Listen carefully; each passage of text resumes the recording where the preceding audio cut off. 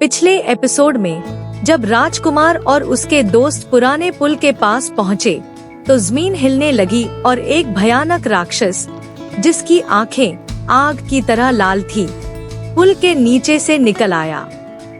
उसके हाथ में एक भारी कांटेदार गदा थी। वह गर्जा, जो मेरी घाटी से गुजरेगा उसे मेरी शक्ति से पार पाना होगा, वरना यहीं कैद रहेगा हमेशा के लिए। राजकुमार ने आगे कदम बढ़ाया, लेकिन चिड़िया उसके कंधे पर आकर बोली, सावधान, यह लड़ाई सिर्फ ताकत से नहीं, समझदारी से भी लड़ी जाएगी।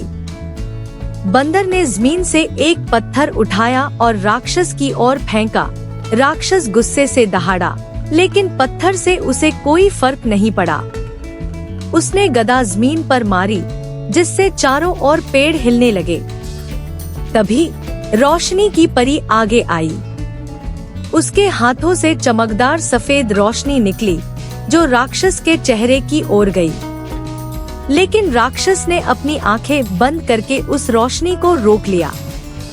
ये असर नहीं कर रही, जल की परी घबराकर बोली। राजकुमार बोला, हमें सब मिलकर कुछ करना होगा। चिड़िया आकाश की ओर उड़ गई और अपनी चोंच से तारों की रोशनी इकट्ठा करने लगी। बंदर एक पेड़ पर चढ़कर राक्षस का ध्यान भटकाने लगा। उसी समय रोशनी की परी ने आसमान से गिरी किरणों को दोनों हाथों से थामा और उनसे एक चमकदार घेरा बनाया। उसने वह घेरा राक्षस की ओर फेंका। जैसे ही घेरा राक्षस से टकराया, उसके शरीर पर रोशनी की लकीरें बनने लगी और वह दर्द से चीखने लगा। राक्षस गरजते हुए बोला, यह तो बस शुरुआत है, अगली बार मैं अकेला नहीं आऊंगा।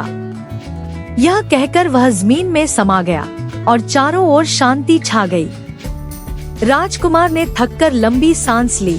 क्या वो वापस आएगा?